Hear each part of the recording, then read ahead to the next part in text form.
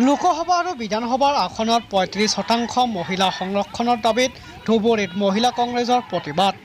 আজি ধুবুৰী চহৰৰ ৰাজপথত ধুবুৰী জিলা মহিলা কংগ্ৰেছৰ উদ্যোগত এক প্ৰতিবাদী কাৰ্যসূচী লোৱা হয়। বিধানসভা ৰাজ্যসভাত মহিলাসকলৰ ৩৫% আসনত সংৰক্ষণৰ দাবী জনোৱাৰ লগতে মহিলাৰ ওপৰত অত্যাচাৰ বন্ধ কৰাৰ লগতে মহিলাসকলৰ সুৰক্ষাৰ দাবী জনায়।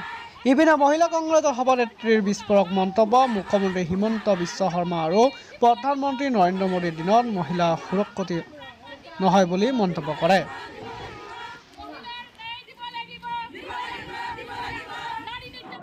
প্ৰতিবাদ এইটোৱে কৰিছোঁ যে আজি আমাৰ নাৰীৰ যি সুৰক্ষা নাই, অসমত যে আমি নাৰী সুৰক্ষিত নহয় আৰু আমাৰ নাৰীৰ যে আমি পাবলগীয়া ন্যায় আমি পোৱা নাই, তাৰ কাৰণে আমি আজি প্ৰতিবাদ কৰিছোঁ।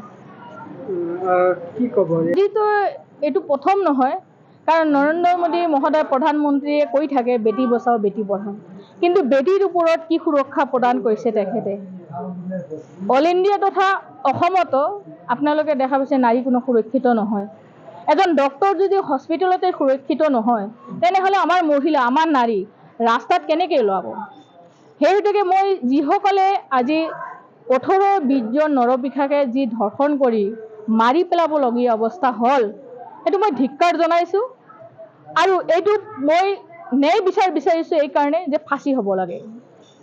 আৰু আমি এই কলকাতাত যাব নিবিচাৰোঁ, সেইজনো নাৰী হয়, কিন্তু আমাৰ অসমতে আপোনালোকে চাওক, শহীদ দিনাখনৰ কথা, জোনমণি ৰাভাক হত্যা কৰা হ'ল, আজিলৈকে কোনো ন্যায় পোৱা নাই। অসমৰ কথাই কৈছোঁ।